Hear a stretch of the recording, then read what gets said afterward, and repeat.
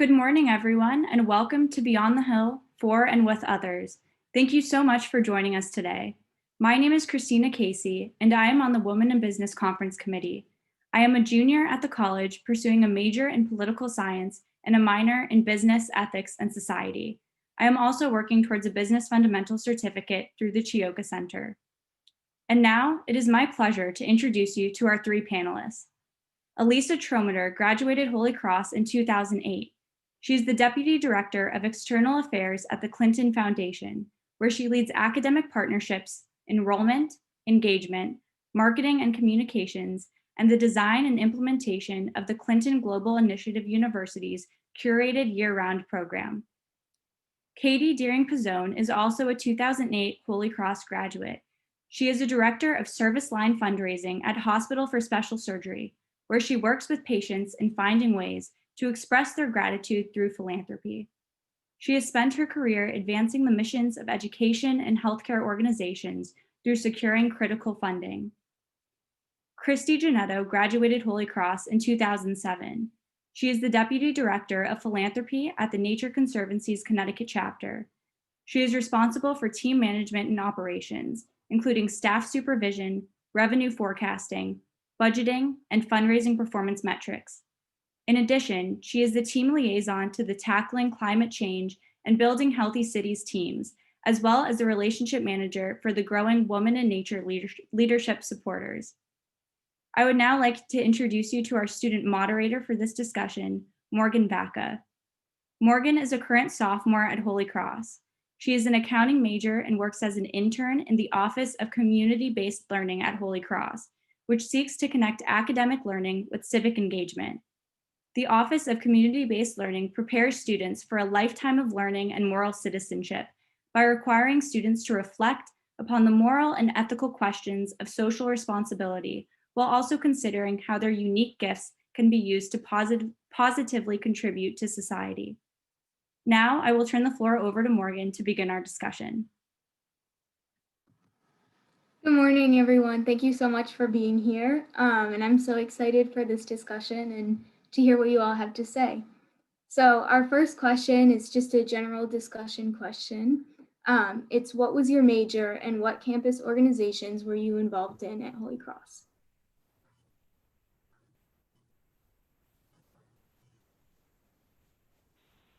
Who wants to go first?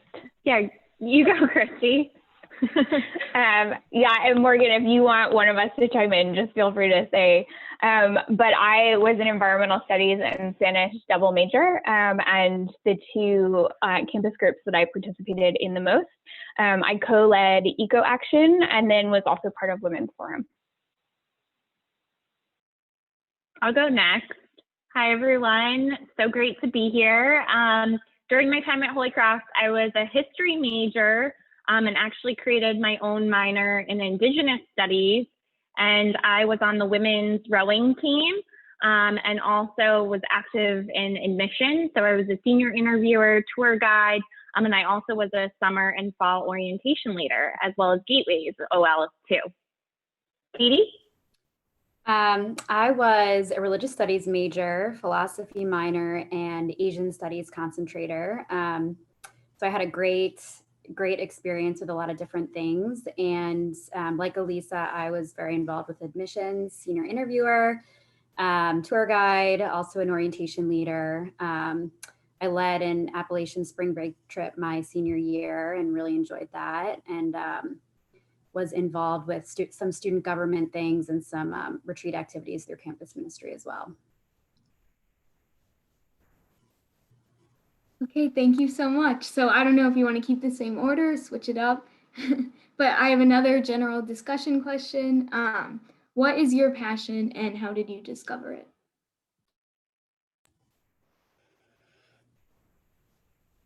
I'll go first. I can chime in. Go ahead. Go ahead, Katie. Yeah, go ahead. Go.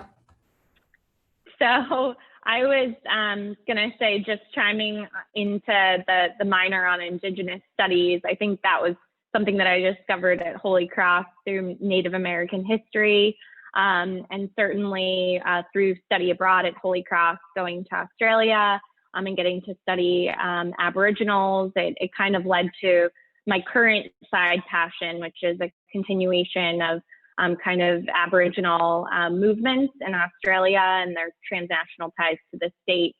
And that was all through, ties that Holy Cross kind of made for me. Yeah, I think, my Holy Cross experience, when I look back, was a lot about building relationships and understanding relationships, whether it was interreligious dialogue, whether it was building relationships with peers through retreat programs, whether it was building relationships in communities.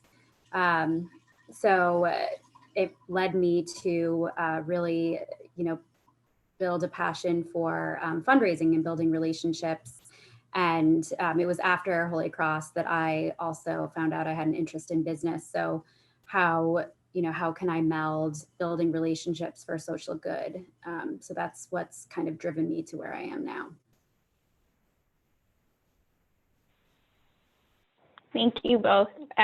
So mine, I don't know if it's similar or different. It all sort of blends together, but I've always been super passionate about the environment, about gender issues, and the first two from a really early age, growing up in a mostly rural part of Connecticut with only sisters, and so just was very aware of gender roles from really early in my life.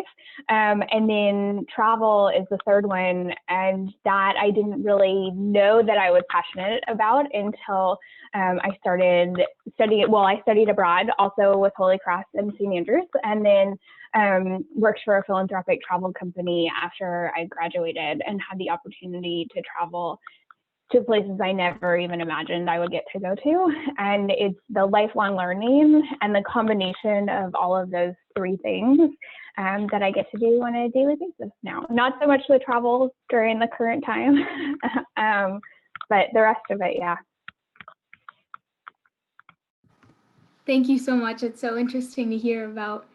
This next question is kind of to build upon the last one. It's, how did you take your passion and turn it into a career? And what skills are needed for this?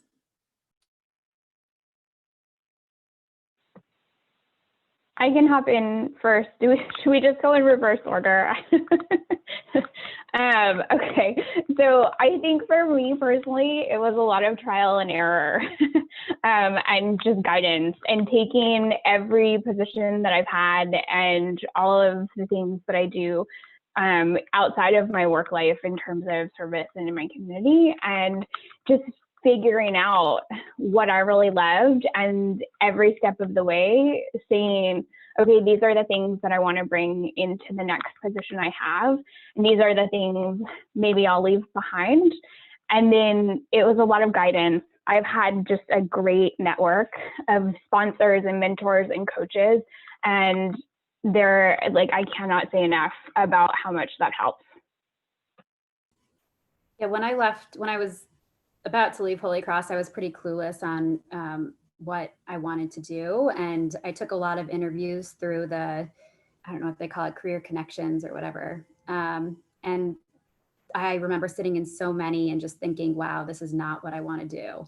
So that experience was so enlightening. But I remember sitting in New York, where I am now, interviewing for the position that I ended up taking. And it was to build a fundraising and admissions program at an inner city Catholic school in the South Bronx. And they needed someone to just be entrepreneurial, get in there, build relationships, and kind of create something from nothing. And, it sounded daunting, but exciting at the same time. So, through that first job, I really, continued that process of what do I like? What do I not like? What do I excel at? What do I not excel at? What are those things that I, don't want to do anymore? What are the things I don't excel at that I would like to get better at? So it was, a long journey, and then continued to fill the toolkit from there. I love both of your responses. And Katie and I both graduated in 2008, which, to have no idea what you want to do, Katie mentioned I was kind of in the same boat. It was a very tumultuous year, with the global financial crisis. And I think we graduated and sort of a lot of members of our class were facing this idea of like, what do I want to get involved in? But at the same time, the market, there's just so much up in the air and so many unknowns. And certainly I think I feel for, the boat that so many current Holy Cross students, particularly seniors, are in, and recognizing that, it's okay to not know what you want to do, but when you have this added stress of kind of the global forces that are upon you, it makes it that much kind of harder to have that point of honest reflection. And I think for me, I took the first job that was offered to me, which was for a media monitoring company. And gosh, I did not like it. I stuck it out for 2 months and sort of had this moment of like, what were my passions at Holy Cross? And it actually led me to go and work back at the college in admissions. For the first year and a half out of college, I went back to kind of what I knew. And I loved my time at Holy Cross with the admissions team. And it was such a true honor to get to work back on the college straight out of undergrad. And then of course, I kind of looked to my undergrad research, and that's what drew me to grad school and pursuing my PhD in history back at the University of Melbourne, where I studied abroad. And through there, I became involved in working at the US State Department in Melbourne as a part-time during grad school. And all of this led to getting a postdoc at the Clinton Foundation through the Mellon Foundation and the American Council of Learned Societies. And when I was getting my PhD in history, everyone just kept saying, so you want to be a professor? And I never wanted to be a professor, and I sort of had my hands in a lot of different buckets. And I discovered this postdoc and really wanted to get outside of academia. And I'm so grateful for this 2-year fellowship. And I've been with the foundation, it started for 2 years, and I've been here for 5, and we'll here, at home now. But it's been a true kind of melding of all of my different paths since Holy Cross, and obviously just loving the connections. And Kristie spoke of sponsors and mentors and coaches, and that's so crucial to kind of the pathways that you choose along the journey, especially after graduation. Thank you so much. It's so inspiring to hear what great things can come after graduation. Our next question is, how do your current professional roles allow you to live out the Jesuit mission? All right, I guess I'm kicking it off. So I would say in my role with CGI University, we engage thousands of alums in our program. We have over 10,000 alumni representing over 100 countries, all 50 US states. And each year we select a new student cohort of 800 scholars from around the world to engage with one another.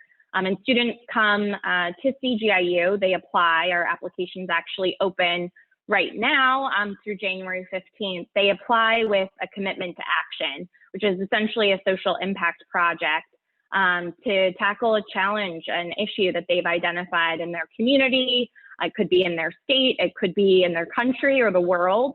So we have different scales that students come to us with, but I help identify funding and also curate programming to help support them and really envision, help to see their ideas and actually turn them into real concrete action and change. So getting kind of to the more granular level with the social movement piece that has kind of erupted in the spring. Obviously, I've been able to kind of tie in my topical passion for social movements and helping students who are trying to really from the ground up create some grassroots movements, some activism campaigns, and that's been a great kind of highlight of my 2020 particularly.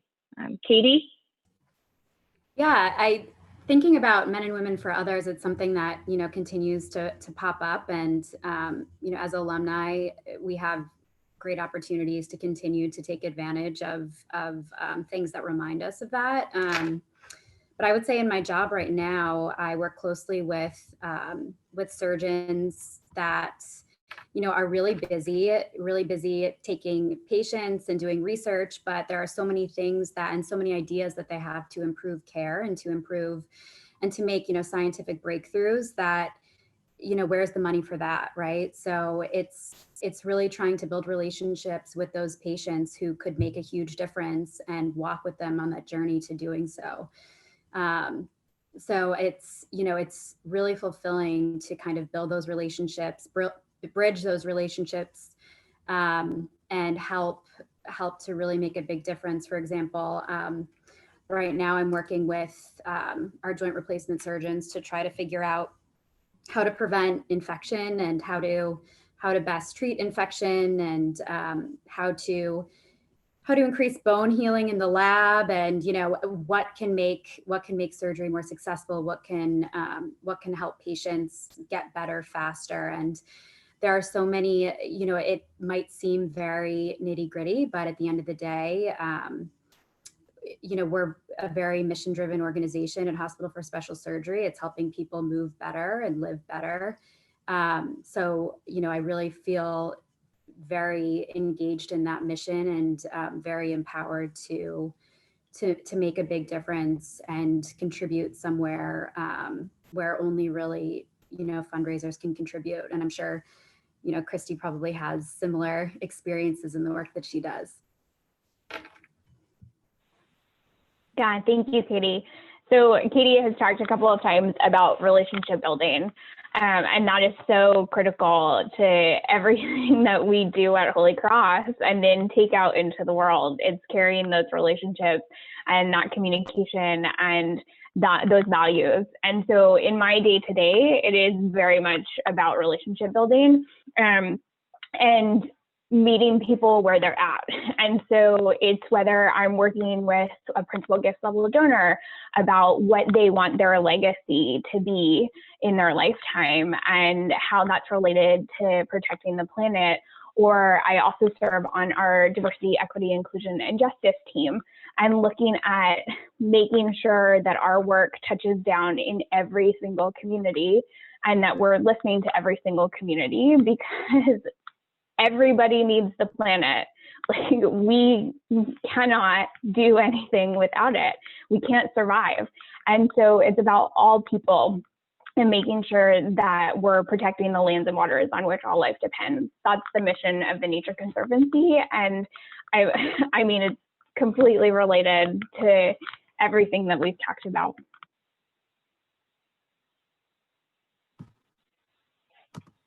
Thank you so much for those responses. Our next question is, how do you know that you are in a career that does good?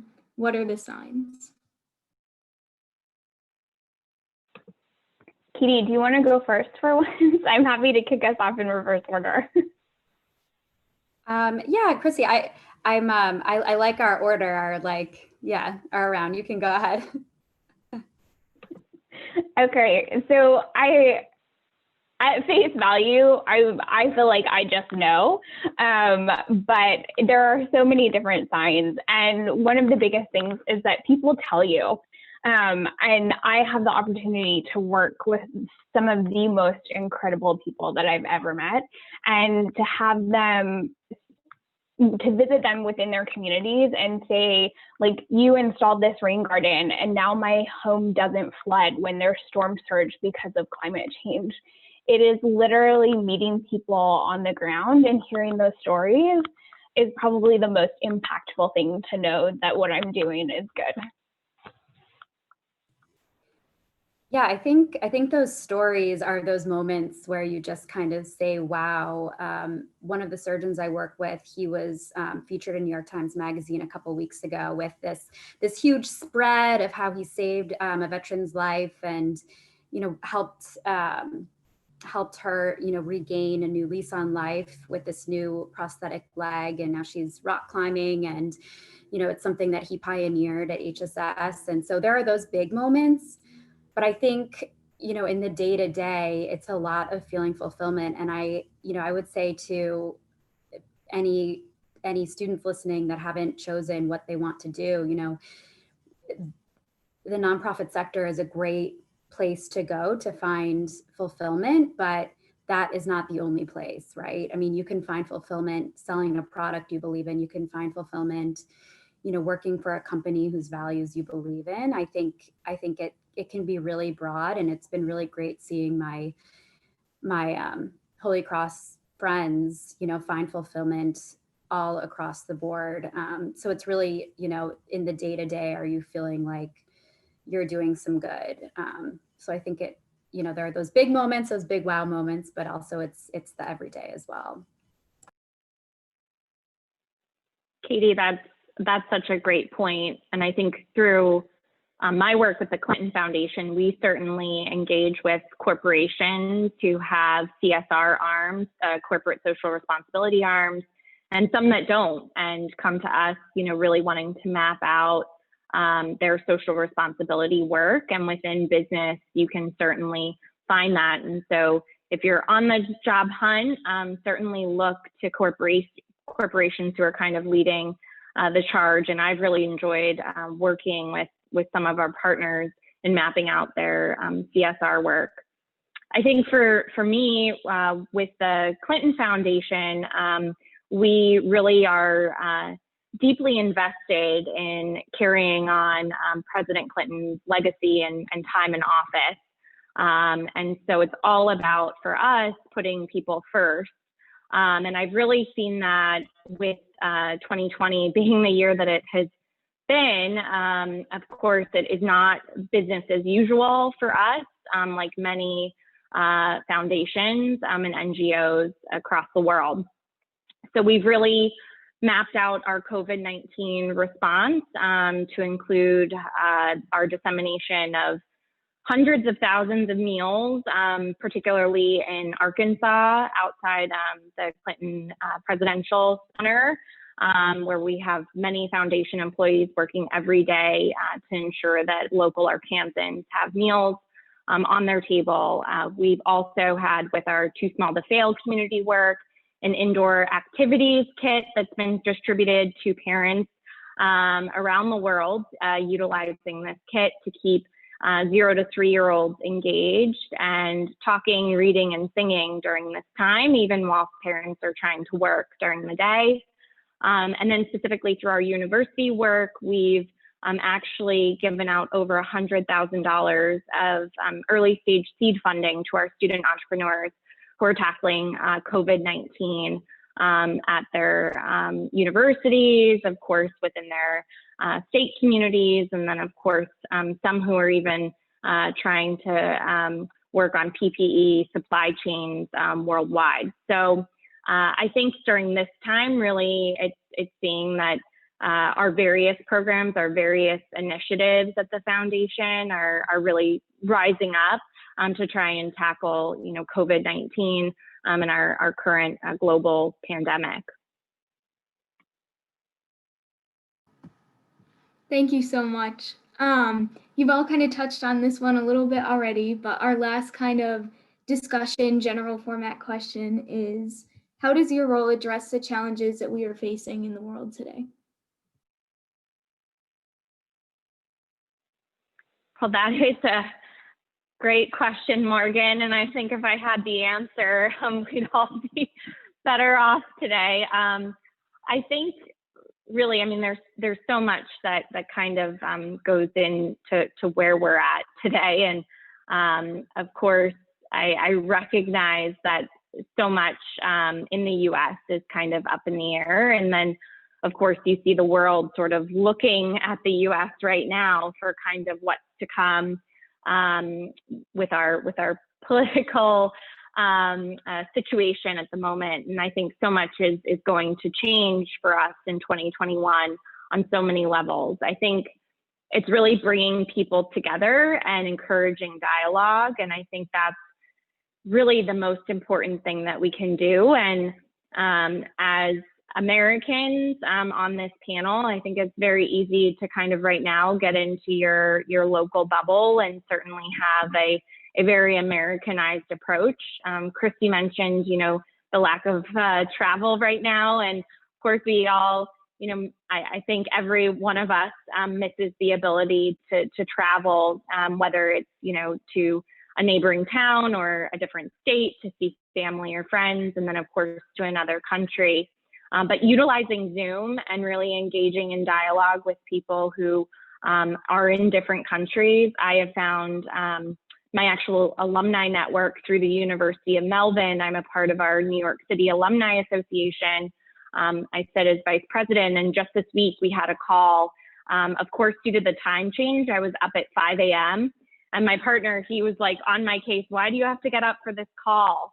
And honestly, these calls have been a breath of fresh air. I was on it with alumni members from Japan, Indonesia, Malaysia, of course, Australia, New Zealand, the UK. And it's just wonderful to see that all of us just want to talk about the position that we're in on a day-to-day basis and what our local communities are experiencing, and recognizing that there's so much in just the power of having a shared conversation, breaking coffee together, having a cup, and just swapping stories. And because we can't hop on a plane and get to Australia to see friends and have those conversations, doing it through Zoom is kind of the next best thing. And realizing that we're a part of a global community is really, I think, the best thing we can do right now. Yeah, it's been inspiring to be a part of a healthcare organization during this time. And even though HSS specializes in orthopedics and rheumatology, we kind of tore down the walls of our ORs during the height of the pandemic and built negative pressure rooms to take on overflow COVID patients from New York Presbyterian here in New York. And just seeing the institution come together and not really think about, how much money are we going to lose, which everyone lost a ton of money, but how can we really be there for patients that need us? And so since then, it's been, how can we, we're not in that place anymore, and we don't think we're going to go back to that place, thank goodness, but how can we leverage our research to really better understand COVID, both treatments and prevention and all of that. And a huge expertise of ours is rheumatology, and a lot of people have heard that that a lot of COVID-19 symptoms mimic those of rheumatological disease. So it's been great to raise money for that kind of research, and to also just spread the word about how the medical community has really been working together to address this enormous problem. The way that we deliver care has changed, and I think, really engaging in dialogue, like Alyssa was saying, with all of our constituents, all of our donors that we really consider part of a community and a family, and keeping everyone informed. It's inspiring, because then you have people talking about these great stories. And I also would say that something else that's been really important for my colleagues and I is right now is just a tough strapped financial time for finding money for research. So just spreading the word that our physicians need to keep doing their research, and we need to keep the funding streams in. And there are a lot of generous people out there who have felt the impact of our research on their clinical care. So continuing to push to make our mission a reality has been really great, even though these times are crazy, and it's like you can list all the tough stuff going on, but it's been good to stay focused on messaging and mission. Thank you both. I will say, just talking, I'll echo in terms of conversations, communication, meeting people where they are, and just listening to hear what's happening in their lives and what is the most important thing, because everybody has a different priority, despite the commonalities of the challenges that we're facing right now. And I would just add, in terms of specifically to my role working at the Nature Conservancy and related to the environment, environmental health and human health are intricately related. And climate change is one of the greatest issues that we're facing in our time. And it has a relationship, and there's intersectionality between COVID and climate change, and healthy air and heat shelters and environmental justice and climate justice and vulnerable communities. And so I just think I said this before, but literally, like, climate change is one of those issues that will impact every single being on this planet. Women and children and vulnerable communities are going to be impacted first, though, and they're going to be impacted at a greater level than other communities. And so it's on a day-to-day basis, just sort of fighting this good fight, having the conversations, meeting people where they're at, whether it is asthma rates, which are related to climate change and increased temperatures, and building healthy cities in terms of planting trees so that it takes out a lot of the toxins that are in the air. Like, all of these things are projects that I'm helping to support in our local community and around the world. And so it is all related. Thank you so much. So in the next section, we have questions kind of specifically for each of you that we were curious to hear your responses for. So the first question is for Alyssa. Why is it important to include many perspectives when fostering dialogue? How do you facilitate these conversations, and how do you encourage respect? That's a great question, Morgan. And I think for me, really, it all goes back to my time at Holy Cross, and as a history major. I mentioned Native American studies, and I'll do a shout out to my favorite professor at Holy Cross, although I had many that were tied for second, but it's no surprise to my friends that know me. Professor Gwen Miller in the history department was just my like a true mentor and role model, and she really pushed me to think more critically. And I remember one essay that I wrote. We were having office hours, as I'm sure many students still do, virtually, of course, but I was sitting in her office back at the time, and she said, do you know, and she picked one primary source that I had quoted in my research paper, and she said, what is this person's background, and why did you choose to utilize this quote from them in this section of your paper? And I didn't research the individual who had said what they had said.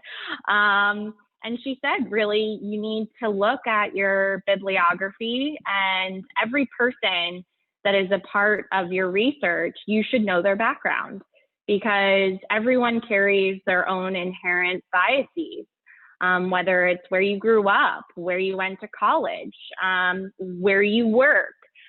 Everyone kind of has a background that plays a different role in what they say and what their viewpoint is. So she taught me the greatness in reading the about the author section of every secondary source, but then also, digging into who your kind of source is, who's writing the work that you're basing your research off of. And I think really in my role now at the foundation, when we look to bring in different thought leaders to panels or to student discussions, this really is true. It's getting so many different viewpoints in the room or on the screen, different backgrounds. And, it can be differing gender, different socioeconomic backgrounds, different countries of origin. But it can also be as simple as ensuring that people have different priorities. To Kristie's point, everyone has a different priority, even if they're living under the same situation. So making sure that you have people from different sort of walks of life being able to come to the table and have a dialogue. I think it's so important that when people come to the table, and Morgan, you asked about fostering dialogue, that you really start with open-ended questions, and And really it's up to any moderator to sort of carefully curate and prepare those questions to make everyone feel as inclusive as possible. Everyone should feel welcomed to the table. And unfortunately, that's not the case in today's society. And you end up cutting out people's viewpoints and thought processes that are valid and are needed. We really need to ensure that we're doing a better job in bringing people to the table to fight for their priorities and shining a light on that.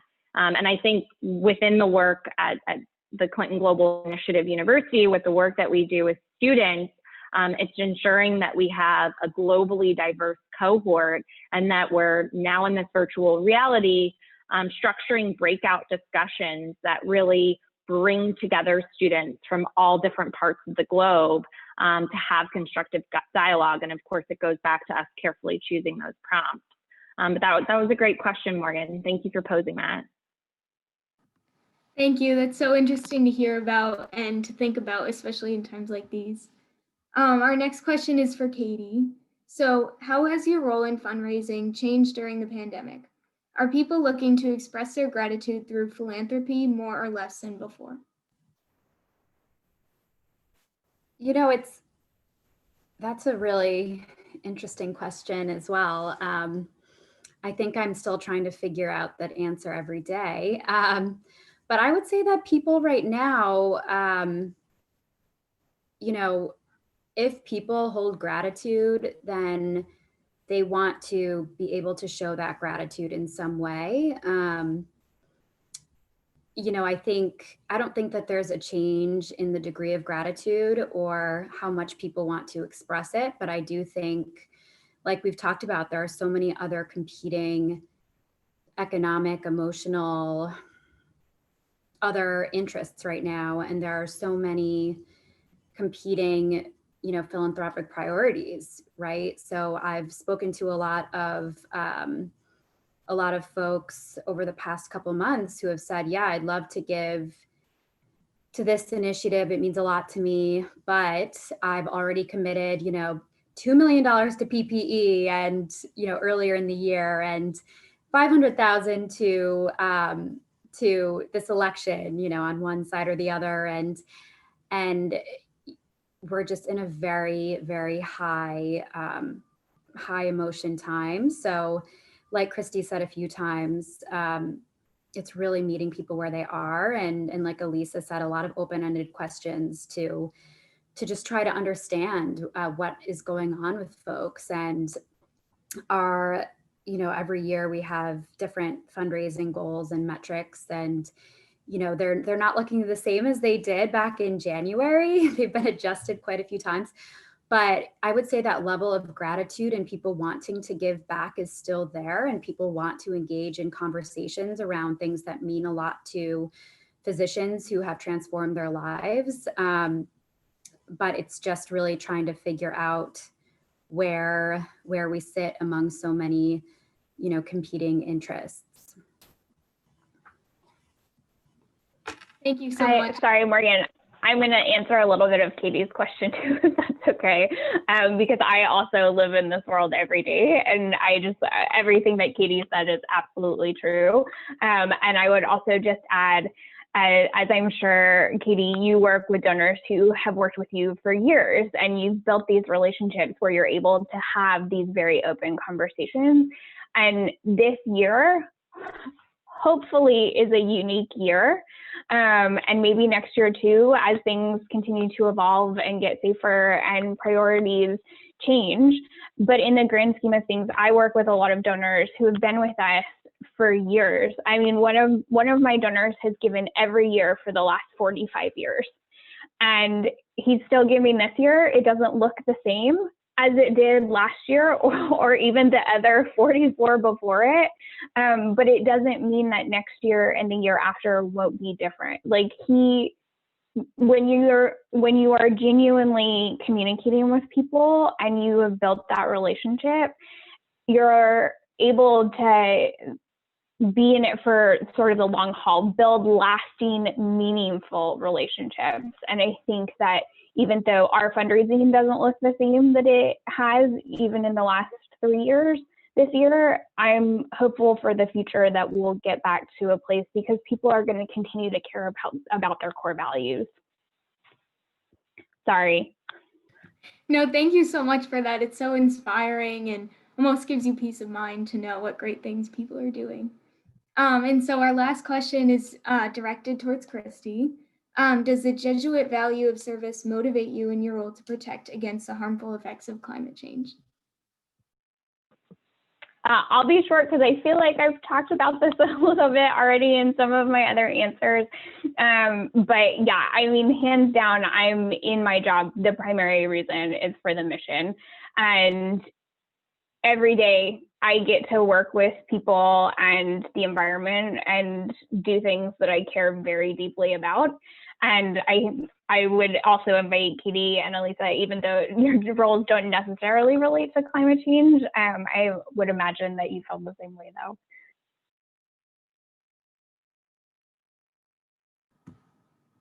Thank you so much. It's been so great to hear this discussion and to hear all the great things you guys have had to say. So in our last portion, it's more question and answer. We received a lot of questions from people who are curious to hear your responses to things they were wondering about. So I'm interested to hear what you guys have to say. So our first question is, what is the best way for job seekers or career changers to find a career path that allows them to do good?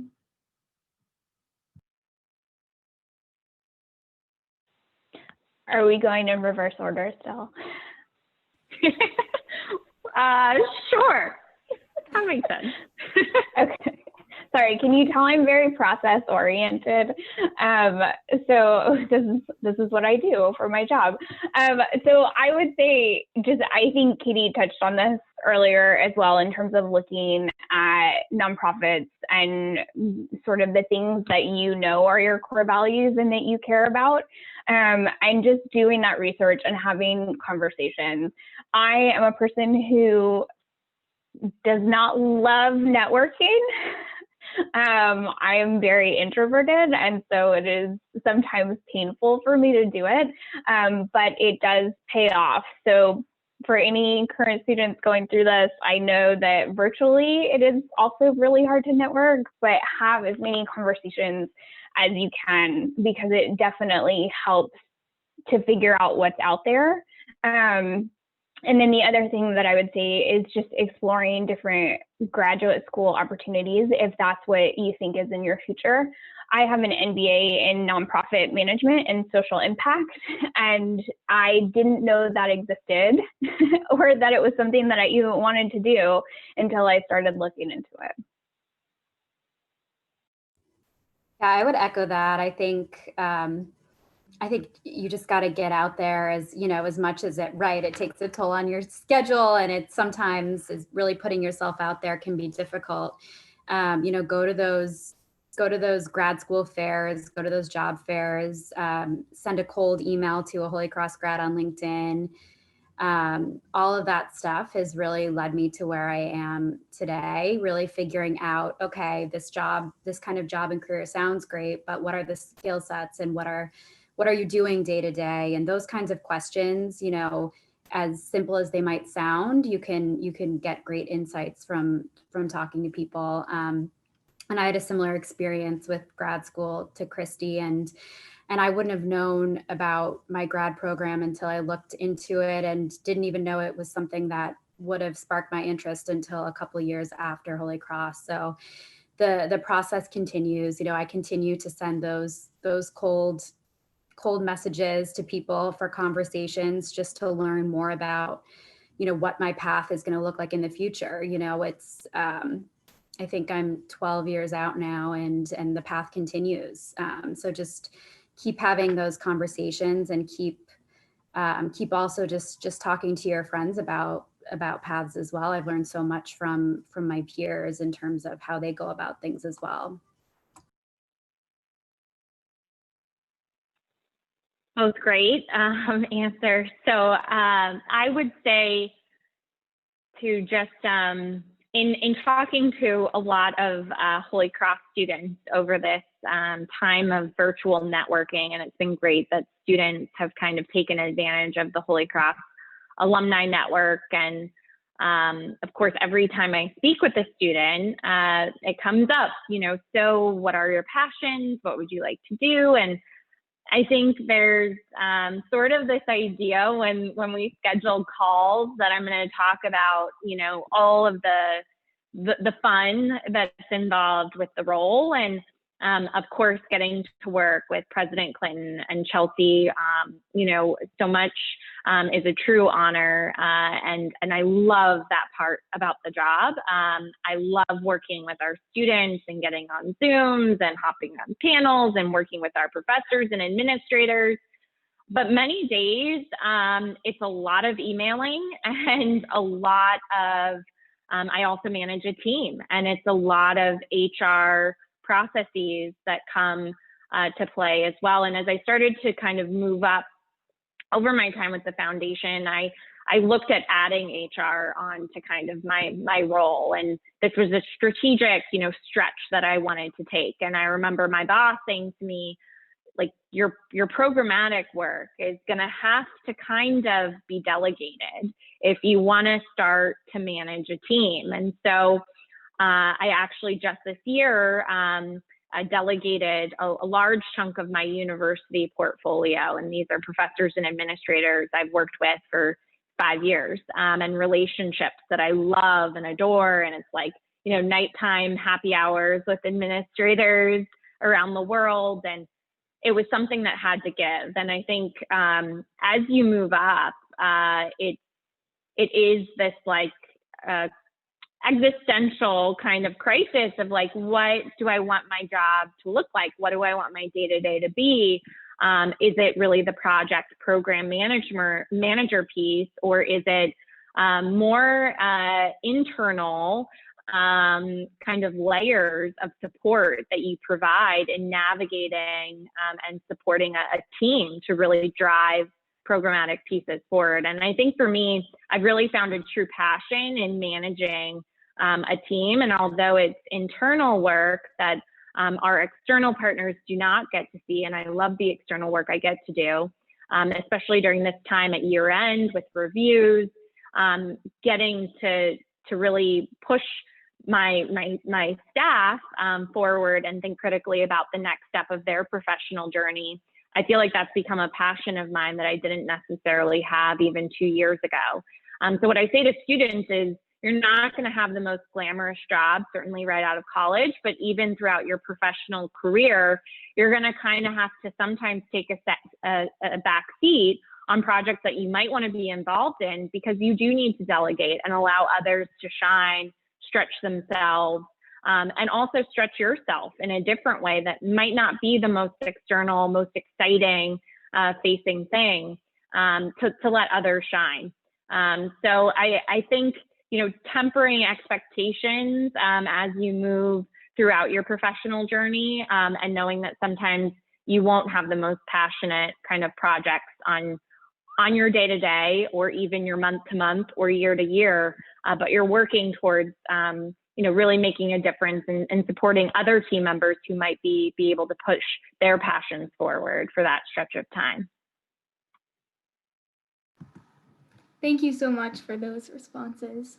Our next question is, when searching for a new job, how can you discern if a company is actually doing good or if it is just for PR purposes?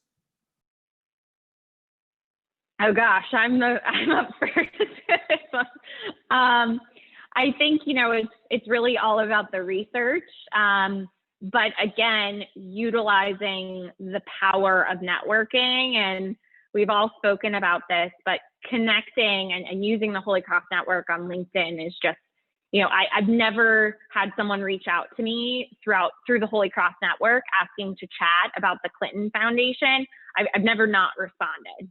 So look to a Holy Cross alum or someone within your network, even maybe they're a second or third connection with the Holy Cross alum, and you can kind of work your way in to having dialogue with an employee at the organization.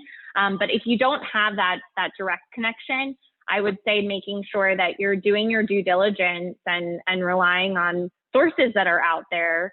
I know in the nonprofit sector, Charity Navigator is a great resource to look at different nonprofits.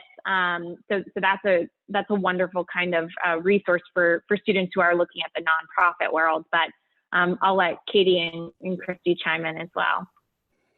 Yeah, everything Alyssa said is totally spot on. And, you know, unfortunately, there are smoke and mirrors everywhere you go. And I think, you know, that's part of the ethical challenge in the work that we all do, right? It's hard to avoid. And I think if you're someone who wants to, you know, do the right thing, which that is, you know, a value that I feel like is instilled in us at Holy Cross, it can be really challenging. And I think, you know, all the research you do, sometimes you're gonna see your values are gonna be compromised, you know, all the time as you go through your career. So I think having a strong network professionally and personally to talk through these challenges with is really important, because that's, you know, that's never going to change. And but yeah, continue to do your due diligence, but just know that you know, it's hard to make perfect decisions, and you'll learn as you go as well. Thank you both. I echo both, again, what Katie and Alyssa said, and we'll also just add a couple of other examples. I love this question because I did a stint in HR for a while and have hired so many people. And one of my odd passions is helping people prep for interviews and negotiating once they've gotten an offer, and like really valuing themselves as they're going into a new job and career. And so one of the things that I would say is you could learn a lot by asking the right questions in an interview, but also just even before that, the research is so important. And if you haven't looked at 990s or 990s are the financial statements for nonprofits, or the financial statements if it's a for-profit, like look at their financial statements. You're not going to understand everything that's in there, but just looking at sort of the compensation of the executive team, if they have a foundation associated with it, the kind of giving, how they make their money can tell you a lot about a company. Also asking to see their core values. If they're not published on their website, if a company doesn't have internal core values that they can direct you to, that's a red flag for me. Ask about family leave policy. Even if you don't plan on utilizing it ever, just knowing that there's paid family leave or the opportunity to keep your job and have it be held safely while you have to care for a loved one says a lot about a company. Ask about both the more traditional benefits and the non-traditional benefits.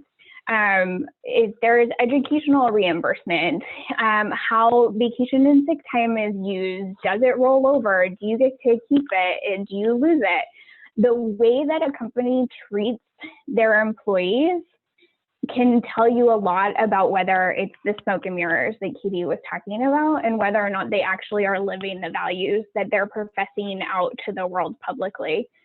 And then the last thing I'll just say is check out, do a lot of deep diving on their website. Look at if they have an outward statement on diversity, equity, inclusion, and justice. Ask the questions about how that team is structured. Is there a chief diversity, equity, inclusion officer at the organization? Do they report through HR, or do they report directly to the CEO?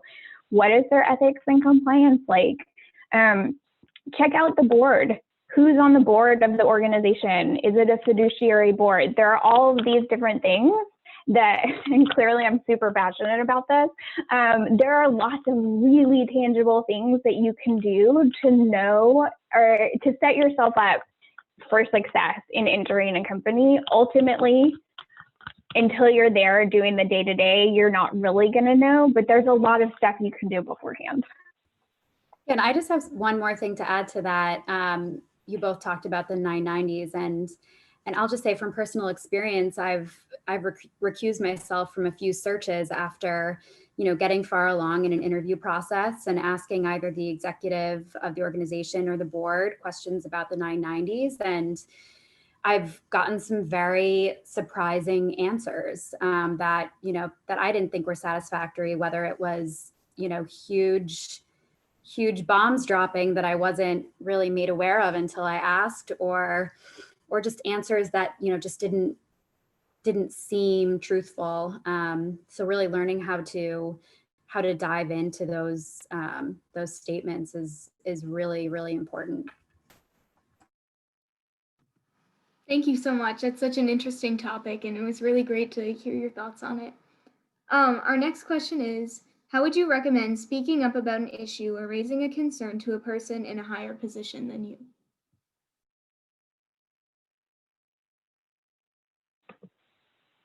So I guess I'm first on this one. So this one is always tricky. And I would say there's not one set way to do this, in my opinion. I think so much of it depends on the power dynamics of the relationship and if you feel safe with whoever you're raising the issue with. As much as you can, try to find allies if you don't feel comfortable or safe raising the issue with someone in a higher position. Have someone be there to support you or be in the conversation with you. Know what your resources are. If there's an employee advocacy section in your company, or if it's HR, do you have a regional HR person that you should go through?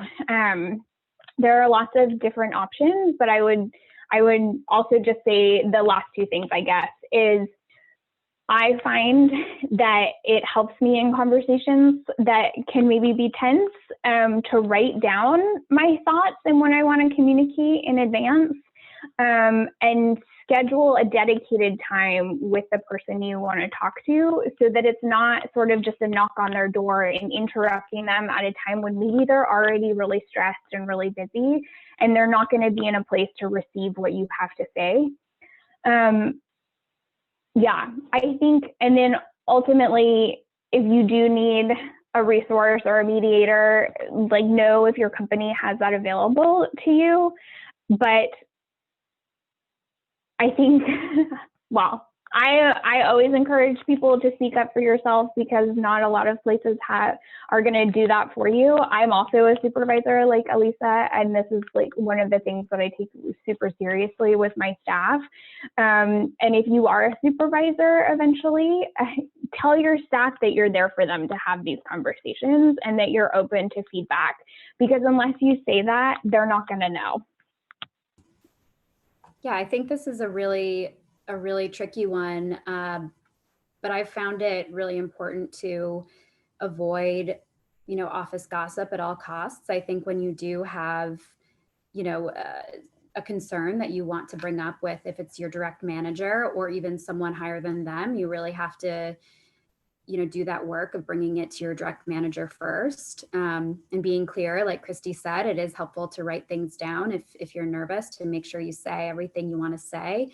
And to not let things, not let your opinion be heard around the office first. And then I think if for whatever reason it's not possible to bring something to your direct manager, I think, then you have to look and see what are the resources around you where you can be honest and get that support. But I think, it's your responsibility to bring it to your direct manager first. And I'm sure Alyssa could have a lot to add as she's leading a team now.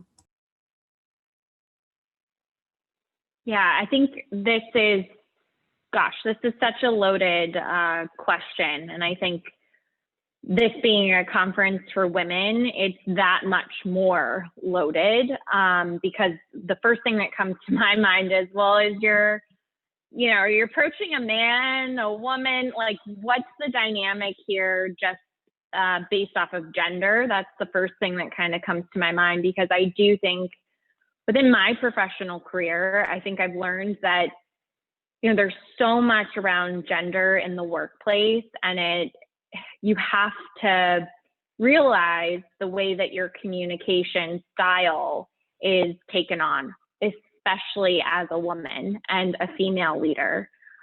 It shouldn't be that way, that women's tones, the way that you frame a question can be turned around against you, but it can be. I have been called emotional. I have been called needy. And this, like I came from academia, very male-dominated office. You know, especially history as a profession, it's a lot of white men represented throughout the academy, but particularly within history. And I think especially my time as a PhD student, I had to realize that, like, being a woman in a PhD program of mostly white men, you approach things, the way that you frame questions differently. And I always frame it with a question, especially when I go to a superior, male or female. But I think I more carefully prepare when there's a gender dynamic at play. To Katie's point, like, I really map out the questions. I think it shouldn't have to be that way. Like, I wish gender in the workplace wasn't a thing. But I have a very direct communication style, and I do with my team, I do with our partners. And especially as a woman, that's hard, right? Like, you oftentimes have to learn to soften your tone, and it's frustrated me so much in certain situations that I've had to do that and, like, pose questions and make it seem more open-ended than it is, than me just coming out and saying what's frustrating me. But especially, you know, programmatically, when you have a lot of people at the table, questions and turning and reframing things in a question format, it's worked for me with my direct communication style. I think if it's an HR related issue, you should never really be going to your supervisor without having someone from HR present. I think especially, like, realizing that HR is such a crucial force, at least at the foundation, there's so many trusted parties that I've kind of aligned with, and having an open dialogue is important, and having more than just two people in a room. I think when it's two people in a room, especially when it's involved with HR, if you're negotiating, which, you know, Kristie brought up negotiating. For women, this is also incredibly challenging. We've been raised not to ask for our worth and what we deserve. And so the power of entering into a negotiation and having not just your boss in the room, but also a third party, someone who knows kind of the pay bands of your organization and can kind of help to be that mediator in a way, I think is so important and critical, especially when it's a woman negotiating and trying to convey their value, because we haven't really been taught that as women growing up to ask and to be forceful. And I think this shows with just female salaries across different organizations. We don't push for pay increases. And when we start new jobs, we don't push for higher salaries. So I hope that helps to answer the question and to kind of add to what others have said. Sorry, Morgan, can I say one thing about negotiating? I didn't say this before, but thank you so much, Alyssa, for bringing this back up. I am a firm believer, especially for women, you should always ask. I know it's really hard for a lot of people, but the worst thing that they can say is no. Like, they've already offered you the job. You should always ask for more.